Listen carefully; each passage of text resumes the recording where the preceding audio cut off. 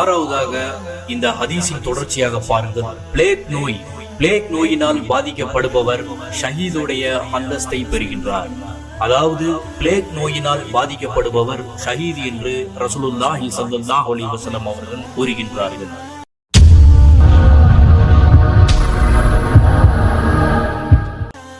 ஏழாவதாக வயிற்றோட்ட நோயினால் இறக்கக்கூடியவர்கள்.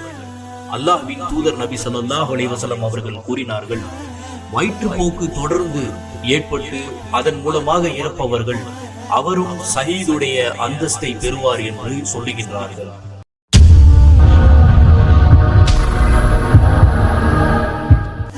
எட்டாவதாக அடுத்து அல்லாஹ்வின் தூதர் நபி ஸல்லல்லாஹு அலைஹி வஸல்லம் அவர்கள் கூறினார்கள், நீரிலே மூழ்கி இறப்பவர் அவரும் ஷஹீதுடைய அந்தஸ்தை பெறுவார் என்று சொல்லுகின்றார்கள்.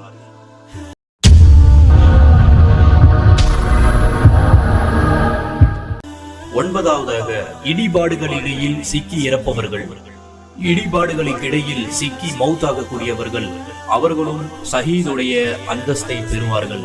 நல்ல மரணத்திற்கு உண்டான அடையாளமாக பார்க்கப்படுகிறது.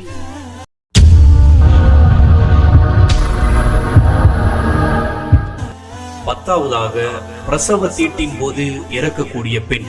குழந்தை பிறந்தவுடன் சில நேரங்களில் அதிகமாக இரத்தப்போக்கு ஏற்பட்டு இதனால் மரணம் அடையக்கூடிய அந்த ஒரு நிலை, இதுவும் நல்ல மரணத்திற்கு ஒப்பானது என்று ரசூலுல்லாஹி ஸல்லல்லாஹு அலைஹி வஸல்லம் அவர்கள் சொல்லுகின்றார்கள்.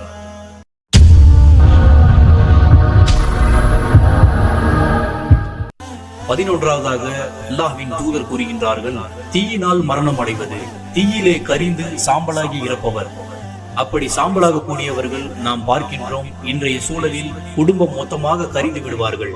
அதே நேரத்திலே நாம் சொல்லக்கூடிய நல்ல மரணத்துடைய அடையாளங்கள் எல்லாம், இந்த எல்லா அடையாளங்கள் இருப்பதுடன் கொள்கையில் தெளிவாக இருக்க வேண்டும். அது மிக முக்கியம். ஒரு காஃபிர், அதாவது இறை நிராகரிப்பாளர் தீயிலே மௌத்தாகிறார் என்றால் அவருடைய மரணம் நாம் நல்ல மரணம் என்று சொல்ல முடியுமா? முடியாது. உங்களுக்கு அதனால் இவை எல்லாம் நல்ல மரணத்துடைய அடையாளமாக இருந்தாலும் கொள்கையில் தெளிவாக இருக்க வேண்டும், முஸ்லீமாக இருக்க வேண்டும் என்பது மிக முக்கியமான ஒரு விஷயம்.